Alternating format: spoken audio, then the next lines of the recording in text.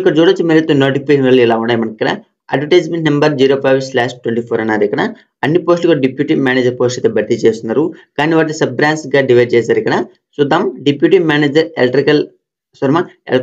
erection అనేసి mechanical erection అనేసి CI erection అనేసి సివిల్ కన్స్ట్రక్షన్ అనేసి క్లియర్ గా మెన్షన్ చేశారు సో అదే ఏ పోస్టులు ఏ డిపార్ట్మెంట్ ఏ పోస్టులు భర్తీ చేస్తున్నారు అనేసి మనకి క్లియర్ మెన్షన్ చేశారు డిప్యూటీ మేనేజర్ ఎలక్ట్రికల్ ఎరెక్షన్ 20 పోస్టులు మెకానికల్ ఎరెక్షన్ 50 పోస్టులు ఎలక్ట్రీషియన్ 10 పోస్టులు సివిల్ కన్స్ట్రక్షన్ 30 పోస్టులు అయితే భర్తీ చేస్తున్నారు వాటి యొక్క క్వాలిఫికేషన్ కూడా క్లియర్ మెన్షన్ చేశారు ఇక్కడ చూసుకుంటే ఎలక్ట్రికల్ ఎరెక్షన్ 20 పోస్టులు మనకి BE BTech degree in electrical erection electronics లాంటి సంబంధించిన బ్రాంచ్ 60% మార్క్స్ ఎవరైతే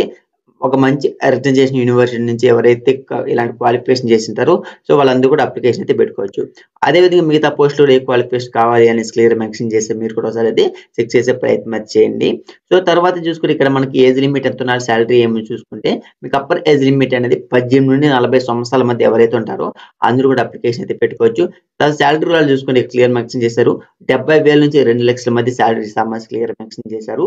general category EWS OBC SC ST అనేసి ఇక్కడ అన్ని కేటగిరీ వరకు సమాన అవకాశం కల్పిస్తూ నోటిఫికేషన్ అయితే రిలీజ్ అయితే చేయడం జరిగింది సో తర్వాత జాబ్ సెలక్షన్ చూసుకుంటే జాబ్ సెలక్షన్ అనేది మీకు ఇక్కడ ఎగ్జామ్ అయితే పెడుతున్నారు అదే విధంగా ఇంటర్వ్యూ స్కిల్ టెస్ట్ కోసం ఇంటర్వ్యూ కూడా కండక్ట్ చేస్తున్నారు కానీ ఎగ్జామ్ ఎప్పుడు పెడతాం సిలబస్ ఏమిటి ఇలాంటి విషయాల గురించి ఏం చెప్పలేదు ఎందుకంటే ఇంకా మీకు అప్లికేషన్ స్టార్ట్ అయిన తర్వాత అఫీషియల్ గా మీకు అయితే ఫర్దర్ గా మీకు official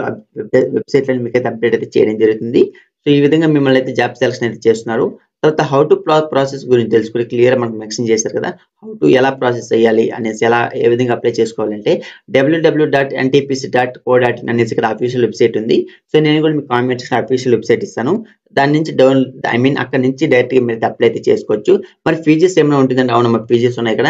general EWS OBC category మాత్రం ఇక్కడ 300 రూపీస్ వరకు పే చేయాల్సి ఉంటుంది సో మిగతా వారు SC ST PWBD ex service man category female candidates అయితే need not pay the application fees ఒక వీలైతే ఫీజు అయితే పే చేయాల్సిన అవసరం అయితే లేదు సో మీరు ఆన్లైన్ లో పే చేయొచ్చు లేదంటే ఆఫ్లైన్ లో కూడా పే అయితే చేయొచ్చు ఆఫ్లైన్ లో చేసేవరకు అయితే ఇక్కడ అకౌంట్ నెంబర్ అయితే ఇచ్చారు దీని ద్వారా మీరు డైరెక్ట్ గా అయితే అప్లై అయితే చేసుకోవచ్చు ఇక్కడ పేమెంట్ ఇన్ ఆన్లైన్ అన్నాడు కాబట్టి మీరైతే నెట్ బ్యాంక్ కానీ డెబిట్ కార్డ్ కానీ క్రెడిట్ కార్డ్ యూజ్ చేసి మీరు కూడా పే అయితే చేసుకోవచ్చు క్లియర్ గా అయితే మెన్షన్ చేశారు మీరు అయితే గమనించవచ్చు తర్వాత after applying online candidates is required to download the application a slip generated by the system with unique application number ఓకేనా సో మీరు అప్లికేషన్ ఫిల్అప్ చేసిన తర్వాత ఒక అప్లికేషన్ నెంబర్ అయితే వస్తుందా సో దాని స్లిప్ తీసుకోవాలనే క్లియర్ మెన్షన్ అయితే చేశారు తర్వాత ఎప్పటి నుంచి అప్లికేషన్ పెట్టుకోవాలి లాస్ట్ డేట్ ఏమిటంటే క్లియర్ మెన్షన్ చేశారు కదా సో మీకైతే ఈ మంత్ 23 నుండి అప్లికేషన్ అయితే స్టార్ట్ అయింది మరి ఎండింగ్ డేట్ చూసుకుని క్లియర్ మెన్షన్ చేసి మార్చ్ 8వ తేదీ వరకు కూడా మీరైతే అప్లై అయితే చేసుకోవచ్చు సో ఇది నోటిఫికేషన్ వల్ల మీకు డౌట్స్ నాకు కామెంట్ చేసి ఖచ్చితంగా మీకైతే రిప్లై ఇవ్వడం జరుగుతుంది